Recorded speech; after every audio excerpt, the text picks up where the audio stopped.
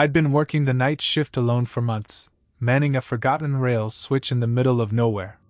But when the tracks kept changing on their own, and I started finding messages etched into the metal, I knew I wasn't alone. They told me it would be peaceful. Nothing but quiet nights and a heater in the hut, they said. Just flip the switch when the schedule tells you. Easy money. And they were right at first. I worked alone, 12 to 6 a.m., 5 nights a week. My little hut was a glorified tin can with a rusted lever, a chair bolted to the floor, and a wall clock that ticked just a second too slow. The stretch of rail I oversaw was buried 30 miles deep into forest and flatland.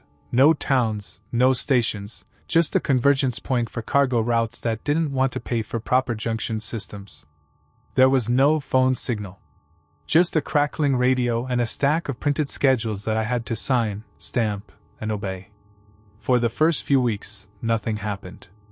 I'd drink my coffee, read old paperbacks, and flip the switch when needed. Trains thundered by like ghosts, their horns screaming into the woods. But in early February, things changed. It started with a wrong switch. According to my log, I was supposed to divert train 89A eastward. I triple-checked it. The paper was clear. I made the switch 20 minutes before the estimated arrival. But 89A didn't come from the west. It rolled in from the east, wrong direction, wrong schedule, and coasted through the junction like it owned the night. No lights. No horn. Just the howl of metal and the hiss of brakes like it was daring me to question it. I called it in, of course. Dispatch told me to check my paperwork. I had. Again and again. They said the switch must have failed. The next night, I inspected it myself. Nothing wrong. Lever worked. Pins aligned. Everything clean and silent. But then I saw it, scratched into the base of the lever housing. 3 words carved deep into the steel. You switched wrong. I stared at it for a long time. Ran my glove over it.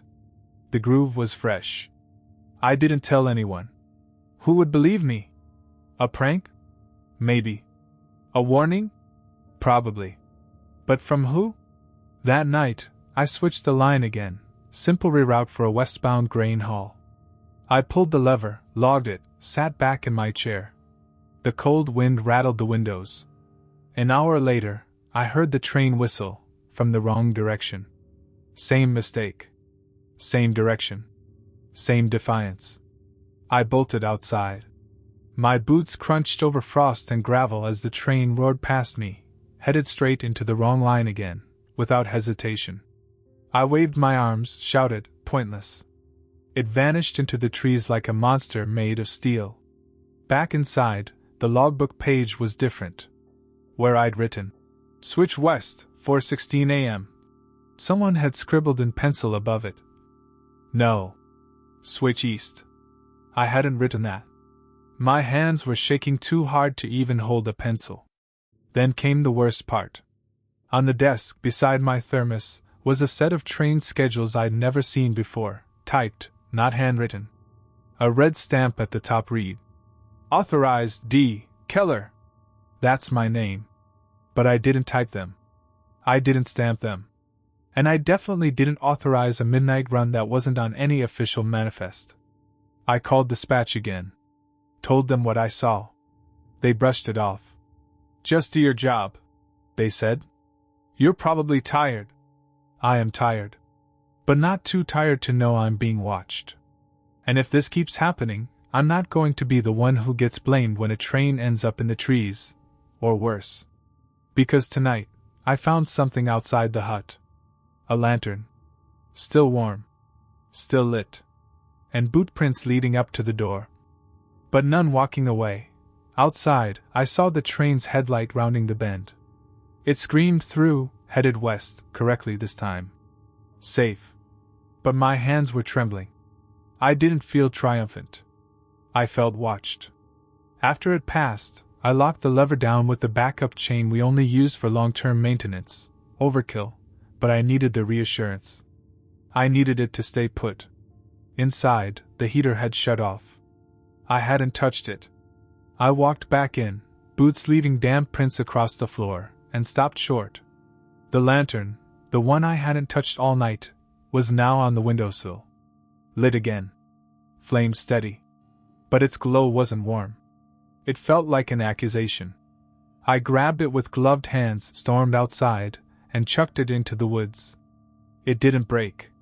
I heard it hit the ground. But no shatter. Just a heavy, muffled thump. Like it had landed in snow, even though there was none. I waited, breath clouding in the cold. Then I heard something move out there.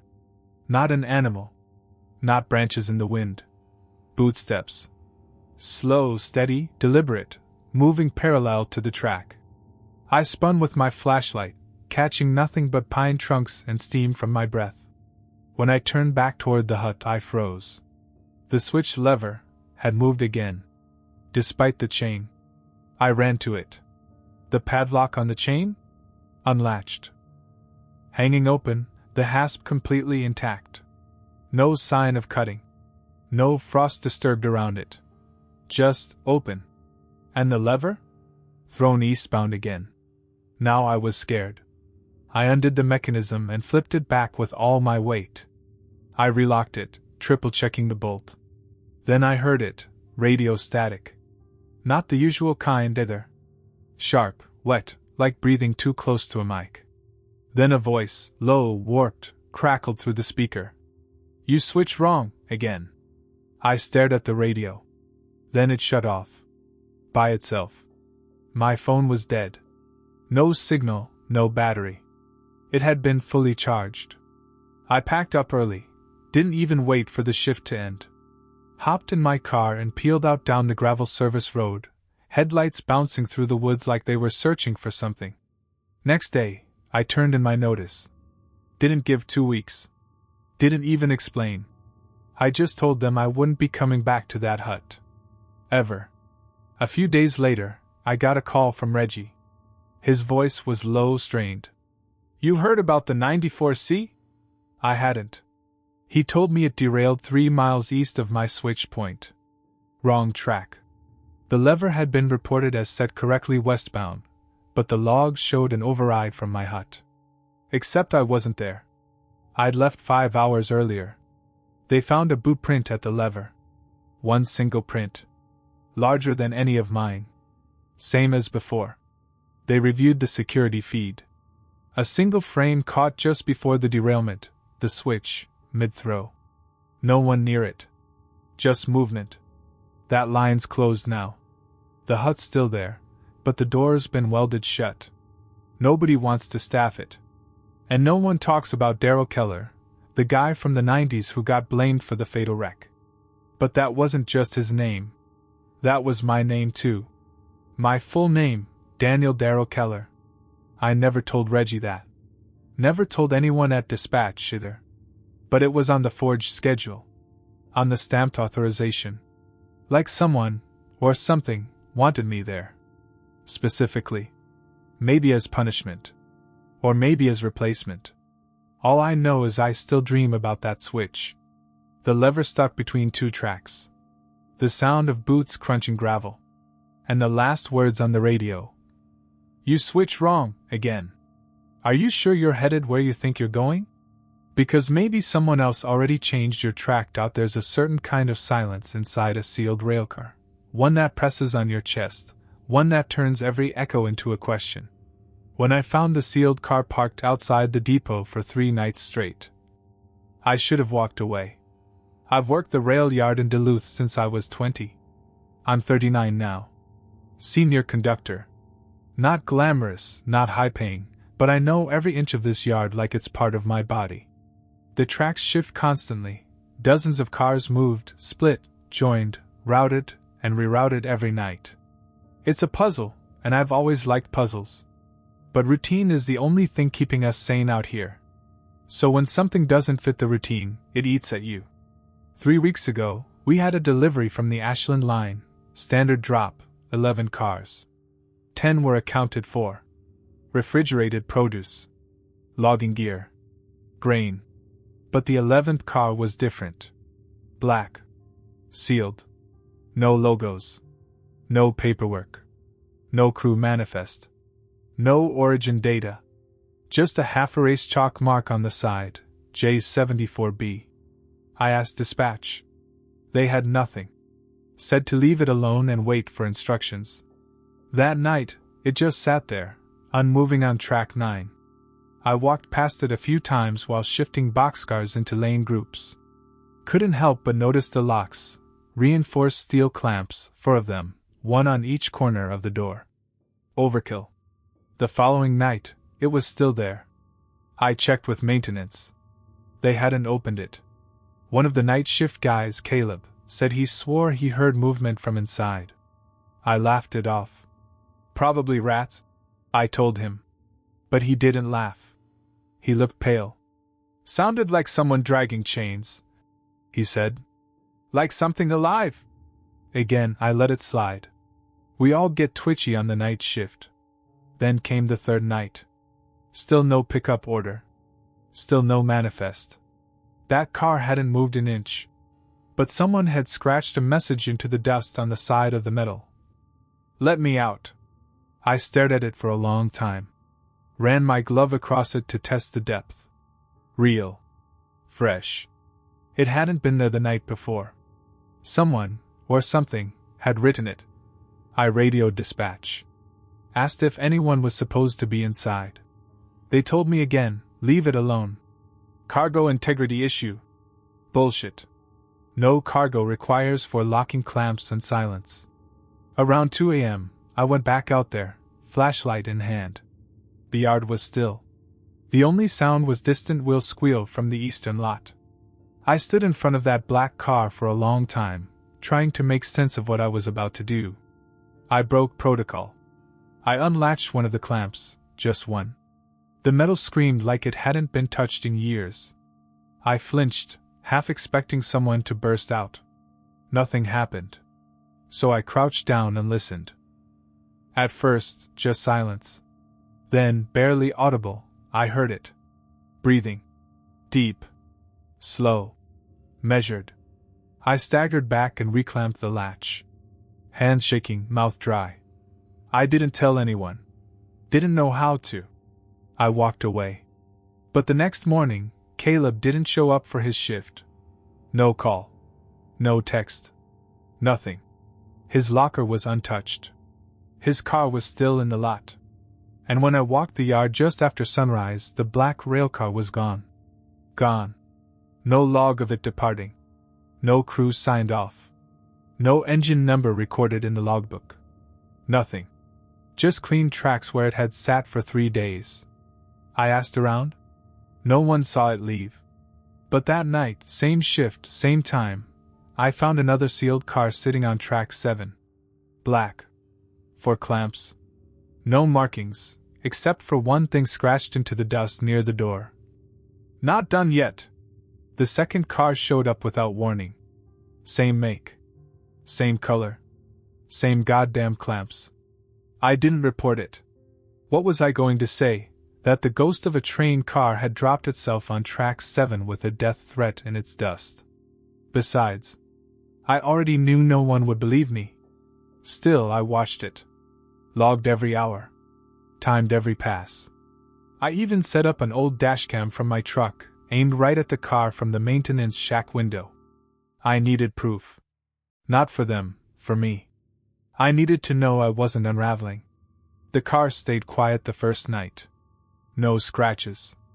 No messages. Just cold steel and shadow. Second night, different story. When I arrived for shift, the clamps were still on, but one of them hung just slightly looser than before. Like it had been touched. I walked over, scanned the car, and saw something new. A smear. Rust red, low on the door. Not paint. Not oil. I dipped my glove in it. Sticky. Dark. I knew what it was before I smelled it. Blood. No more denying it now. That night, I asked dispatch one last time, where are these railcars coming from? Who's moving them in the dead of night? They put me on hold. When the voice came back, it was someone I'd never heard before, gravel-voiced, clipped. You're not to touch those units. Not to record. Not to report. Then silence. Click. Call ended. That's when I knew this was bigger than me. Maybe even intentional. Someone was using this yard. For what, I didn't want to know. I should have stopped there. I should have turned around, grabbed my gear, and walked away from the railroad forever. But I couldn't. Because around 3:10 a.m., the motion sensor on my dashcam pinged. I checked the feed. For a split second, just a flicker, there was movement in front of the railcar. A figure. Not walking. Not crawling. Dragging. It moved slowly, a smear of limbs and bulk, as if it had forgotten how to be human. It reached the edge of the camera's field, and vanished. I bolted out of the shack. Yard was dead quiet. I crept toward the car, boots crunching gravel. No figure. No prints. But the clamps? All four were off. The door was open. Just a few inches. Enough to see inside. I raised my flashlight. My hand was shaking so bad the beam jittered across the dark interior, picking out rusted bolts, discarded chains, and something else. A boot. Still attached to a foot. A human leg stretched toward the door, motionless. Then another foot behind it. Someone, or something, was lying just out of full view, partially buried under canvas sheets and blackened tarps. I moved closer. And then, from inside the car, a voice. Close it. Low. Wet. Not a scream. A command. I didn't hesitate. I slammed the door, locked all four clamps, and ran. Back to the shack. Back to the camera. Footage gone. Wiped. The sensor log? Erased. Only the blood smear on my glove and the image seared into my skull told me it had happened. By morning, the railcar was gone again. Just clean tracks. Caleb was never found. A week later, a third car showed up. This time on track 14. Same clamps. Same markings. But the message scratched into the side was different now. You looked inside. I quit the railroad that night. Didn't even pick up my last paycheck? I moved 2 states over and haven't set foot near a train since. But some nights, just before sleep, I hear it. A low hum. Steel grinding steel. And the sound of something alive, dragging itself closer. It started with a handprint. Just one, on the inside of a sealed window 2 stories up in our depot's old break room. Problem was, nobody had access to that floor anymore. And I was the one assigned to clean it. The north wing of the station had been shut down since 2011. Structural issues, they said. Cracked beams, aging support, asbestos in the walls. No one's been assigned there in years. Except me. Every 6 months, they send a guy to do a walkthrough, check for squatters, test the locks, snap photos for the insurance report. This year, that guy was me. I didn't mind at first. A little quiet never hurt anyone. I'd started as a janitor for Western Rail back in 2018. Good pay, crap hours, but you get left alone, which, for me, was ideal.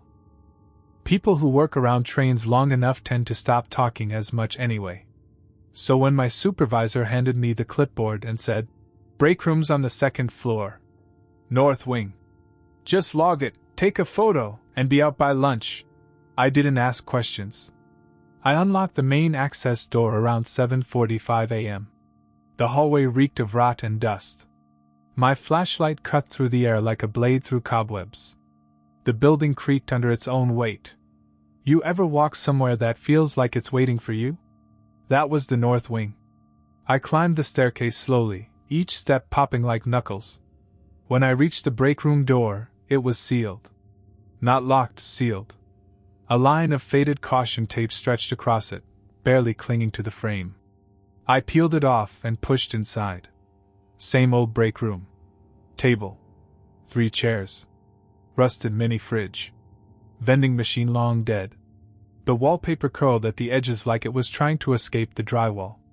And then I saw the window. Square. Grimy. Facing the backyard of the depot. And dead center, clear as daylight, was a single handprint. From the inside. I stared at it for a long time. The oil in the print looked fresh, moist even. No streaks like someone had pressed and slid. Just placed it, firm and deliberate. Here's the kicker, the room was locked from the outside. And I was the first person to enter it in over a year. I didn't have gloves on. No way it was mine. I took the photo anyway. Clipboard. Timestamp. Logged the maintenance check. I even wrote. Handprint on window, possibly old oil residue. It was a lie. I knew it was fresh. Back downstairs, I turned the key to relock the main access and headed to the janitor's closet for coffee. An hour passed. 2. I tried to forget it. But something kept gnawing at me. By 11:30, I went back. Up the stairs. Past the warped wallpaper. To the breakroom door. And that's when I froze. The handprint was gone. Not wiped. Not smudged. Gone. The glass was dusty again, coated with a layer of grime so even a fingerprint should have left a clear mark. But the window was blank. I stepped inside, walked over to the pane, and stared at my own reflection.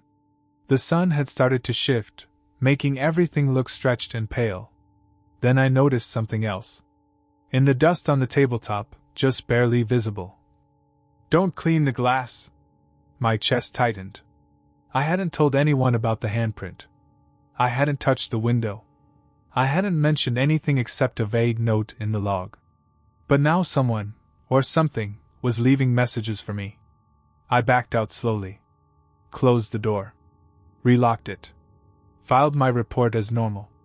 I didn't tell my supervisor about the message in the dust. But when I clocked out that evening and glanced back at the second-story breakroom window, the handprint was back. Bigger this time. Pressed harder. And next to it, a second one. I didn't sleep that night. Not because I was afraid, at least that's what I told myself. It was something else. A sensation I couldn't shake. Like I'd invited something by going back. Like the moment I saw that second handprint, I'd been marked. The next morning, I went back to work early. I didn't even clock in. I just needed to see it again. I stood in the depot yard, staring up at the second-story breakroom window. Morning fog clung to the glass, but I could still make out the handprints. 2 of them. One higher than the other. Slightly different sizes. One pressed so hard, I thought I could see where fingernails had bent into the glass. But when I reached the second floor, the door was locked. No tape. No sign anyone had been up there since me. My key slid into the lock like before, and the door opened without resistance. The handprints were gone. Again. I stepped into the room and found it colder than I remembered. The whole place felt like it had sunk an inch deeper into the ground. The table had more dust. That same message still there, though now smeared. Don't clean. The rest was gone. Dragged away? Like someone had run their hand across the last word. I checked the corners. Under the table. Inside the fridge. Empty. Then, from the hallway behind me, footsteps. Not fast. Not loud. But deliberate. Slow. Closer. I spun toward the door. Nothing. I moved into the hall. Empty. I waited. Listened. Nothing. Back downstairs, I ran into Pete, yard supervisor, been there 25 years. I asked him casually if anyone else had keys to the north wing. He squinted. No one goes up there anymore. What about surveillance? I asked. He smirked. You think they waste cameras on rotting drywall? It's a dead zone, Keller. I froze. Keller? He blinked. Yeah. That's your name, ain't it? No, I said. I'm Mulligan. His brow furrowed. Shit. Sorry. You look like this guy who used to work here, Darryl Keller. He cleaned the north wing before it got shut down. Quiet guy. Kinda like you. I didn't like that. What happened to him? Pete rubbed the back of his neck. He vanished. Didn't show up one day. No call, no resignation. Just gone. When? 2011. The year they sealed the wing. I excused myself and headed straight back upstairs. I don't know what I was expecting, some clue, some answer, but what I found still keeps me up at night. The breakroom door? Wide open. The handprints were back. 4 now. Smudged. Angry. On the wall, just above the switch, someone had etched a sentence into the peeling paint with a coin or a key. He won't stay dead. I backed out. But not before noticing something I hadn't seen before. The bottom drawer of the vending machine was slightly ajar. Inside was a folded piece of paper, old, yellowed, water-damaged. I pulled it free. One line, written in shaking pencil. Don't let him out. That was 2 weeks ago. Since then, I've noticed the window fogs over every night. Even in warm weather. And each morning, the prints change position. Closer to the edge. I told Pete I wouldn't do north wing checks anymore. He didn't ask why. But last night, I passed by the depot after a late shift and looked up again. One handprint left. Pressed against the glass like it wanted out. And on the ground below, in the gravel? Boot prints. Leading away. They found his locker untouched, like he just stepped out for a smoke break, but he never came back. When I opened it weeks later and saw what he'd left behind, I realized retirement wasn't what he'd been planning. We used to joke about the locker. Number 47 cursed. We'd say. Belonged to old Marty. Except no one really knew what happened to Marty. He was a freight engineer, 32 years on the job. Ran long hauls across Montana and Idaho. The kind of guy who always clocked in early, always brought the same ham sandwich and boiled egg for lunch, and always wore the same grimy black beanie. Then one Monday morning, Marty didn't show up. His train had rolled in overnight. Parked, brake set, engine off. Everything was by the book, except Marty was gone. Left the log incomplete. Wallet in the cab. Coffee half drunk. No sign of struggle. Just gone. Management assumed he'd walked off. Maybe finally snapped. Maybe just kept walking down the rails and never stopped. They even put up posters for a while. But guys like Marty don't just walk away. They become the job. And no one becomes a ghost overnight. Weeks passed. The company cleared out his paperwork. His engine got assigned to a new crew. But they left the locker. Locker 47 sat untouched for 6 weeks. Then one day, out of nowhere, I got assigned to clean out his stuff. Family didn't claim it. Said Mike, the yard foreman. Toss what's junk, box the rest. I didn't want to do it, but I didn't argue. Just grabbed a trash bag and walked down the corridor where the locker sat in that old, cold strip of the building nobody heated anymore. Most of them were plain. Dented. Dusty. But not 47. Marty had painted it red. Crimson, actually. Years ago. Company hated it, but they let him keep it. Said it helped him spot his luck. The paint had flaked since, leaving scars of bare metal underneath. But the old padlock still hung on the latch, untouched. I entered the override code. The lock popped open. I pulled the door wide. And immediately recoiled. Inside, the smell hit me first. Not rot. Not mildew. Something else. Like ozone and copper. The top shelf held the usual. A thermos, a half-used pack of gum, 2 old photos folded into corners. But the bottom shelf was the problem. It was covered in scratches. Deep gouges in the metal. As if something with nails, or worse, had scraped in there over and over. And not just random lines. There were words. Repeated. It's still on board. Over and over again. Some scratched into the side walls. Some into the base. Like he'd done it in a frenzy. I looked closer. Beneath the scratches, taped to the back wall, was a Polaroid. It showed Marty standing in front of his engine. Same beanie. Same squint. But behind him, just barely visible in the window of the cab, was a face. White. Wide-eyed. Staring past him. I dropped the photo. No one else was on that shift. Marty was solo. I gathered the rest of the locker contents and sealed them in a cardboard box, but I didn't include the Polaroid. Or the scratched message. Those stayed with me. I took them home. That was 4 days ago. And last night, I heard something outside my apartment window. Heavy footfalls. Like boots on metal. Followed by a low, rhythmic clang. Like a coupling being locked. And this morning, on the hood of my car, drawn in dust, was one word. Return.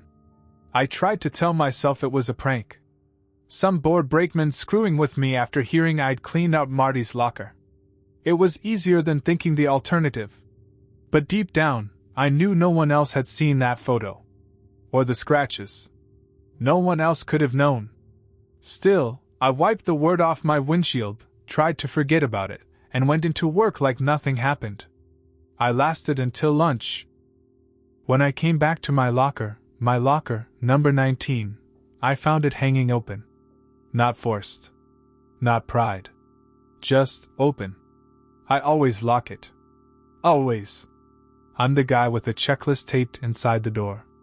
Inside was a photo. Another Polaroid. Same angle. Same train yard. But this time, it was me in the photo. Standing by one of our diesels. Looking over my shoulder. Only, I don't remember that moment. I don't remember posing. And worse, behind me, in the engineer's seat, the same pale, wide-eyed face. Watching. I backed away so fast I nearly tripped over the bench behind me. No one else was in the break room. Just the hum of the vending machines and the echo of my own breathing. I left early. At home, I dug the first photo out of my drawer and held it beside the new one. Same face. Same dead expression. Same exact angle. Whatever it was, whoever it was, it had been there with Marty. And now it was with me. That night, I woke up at 2:17 a.m. Something was moving in my apartment. Not walking. Pacing. I lay in bed, frozen, listening to the sound of heavy boots scraping across the floorboards. Back and forth. Long strides. Deliberate. I reached for my phone. Dead. When I finally worked up the nerve to move, the pacing stopped. I stood, grabbed the baseball bat from under my bed, and crept into the hallway. Nothing. No windows open. No doors unlocked. But on my kitchen table, I found a strip of paper, torn from the back of a maintenance log, and scribbled in shaky ink. You took it home. I left the Polaroids at work the next day. Burned the scratched locker panel. Tried to cleanse the whole damn thing from memory. But it didn't stop. 2 nights later, I took a call from an old coworker, Donnie. He used to run with Marty before retiring last year. You been hearing the noises yet? He asked, straight-faced. What? The steps. The clanging. The breathing. I didn't answer. He sighed like he'd already seen this play out. I tried to warn him, too. Marty. He never told anyone what he saw out there, but we all knew he changed after that run through Black Hollow. Said the engine felt wrong. Heavy. Like it was dragging something invisible. He started sleeping in the locker room. Said he couldn't go home. Donnie's voice dropped to a whisper. Said it stayed on board. I hung up. That night, I drove out to the yard. Walked the lines alone. I had one thing left to try. I waited until 3 a.m., when the air felt thinnest, and I walked to the old 803 engine Marty used to run. It hadn't been reassigned. Too many guys refused to take it. Said the cab smelled wrong. Like old copper and cold sweat. I climbed inside. It felt like slipping into someone else's skin. Dust on the dash. A shriveled sandwich in foil. And on the seat, where Marty would have sat, was a message etched into the leather with a key. Take it back. I don't remember falling asleep. But when I woke up, the train was moving. No one in the engine. No lights on the console. Just motion. Rolling slowly into the dark section of the yard, toward the trees. And standing in the doorway to the second cab? A man. Beanie on. Back turned. Staring into the woods. Marty? I whispered. He didn't turn. He just raised one finger and pointed, down. When I looked to the floor, there were boot prints. And in the corner, a third Polaroid. My bed. My apartment. And someone standing at my window. We were 3 hours behind schedule, crawling through the dead stretch between mile markers when we got the call, an emergency stop. No signal, no GPS. Just a man standing on the tracks with a lantern, and he wasn't supposed to be there. It was supposed to be an easy run. Local freight, mostly scrap metal and dry goods, southbound through the Sierra Corridor. I was riding second seat with Polly, grizzled, clock-punch engineer who'd worked the rails since before OSHA had rules. We were behind. No surprise there. A coupling issue out of Red Pine set us back 2 hours, and the whole route had to be rescheduled around our delay. By the time we hit mile marker 209, we were crawling through a patch of track that hadn't been maintained properly in years. No towers. No cell service. Just us, the dark, and the rhythmic whine of wheels on steel. That's when the radio cracked. Not dispatch. No call sign. Just static, then a voice. Stop train immediately. Emergency obstruction ahead. Polly looked over at me, confused. You get that? I nodded. Didn't sound like Marcy. He flicked the comm switch. This is 4-7-9 freight. Who's calling? Over. Nothing. The voice didn't repeat. But 30 seconds later I saw it. A faint light ahead. Swinging. Someone was on the track. We braked hard.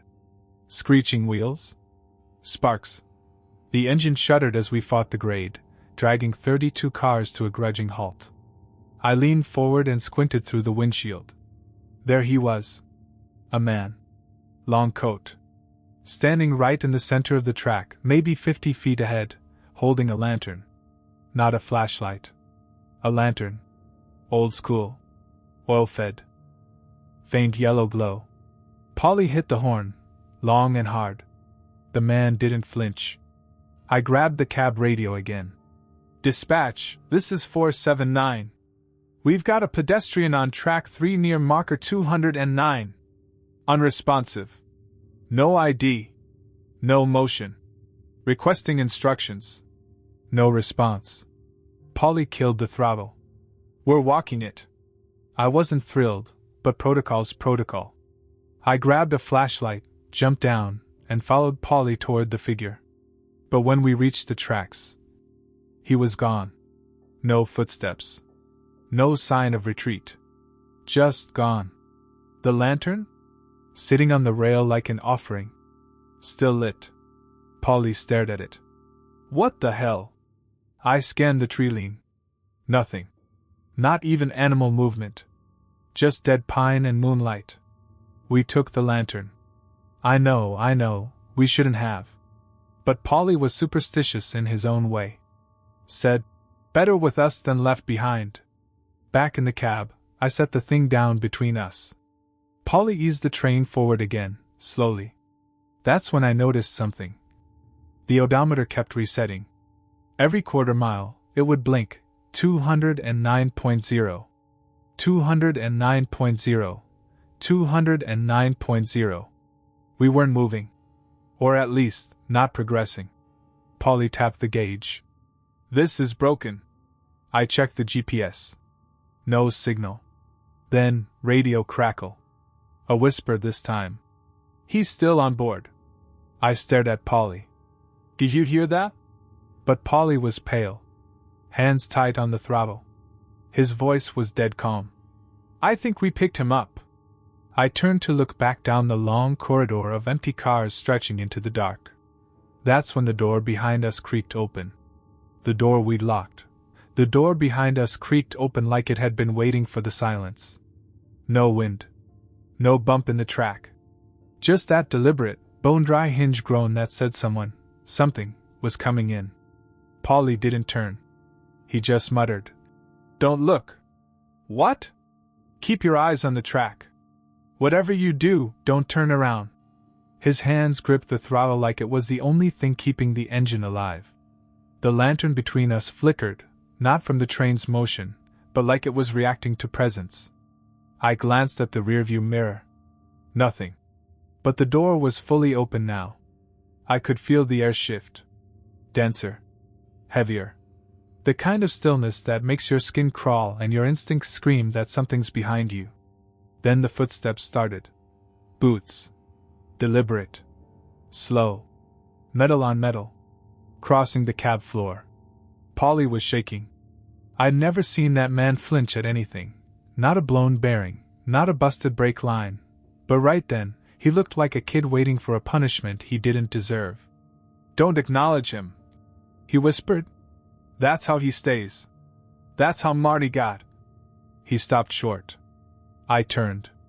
I don't know why. Curiosity? Stubbornness? Stupidity? But there was no one there. Just the open door, and the faintest outline of wet footprints leading in from the stepwell. Then the engine died. All of it, throttle, lights, gauges.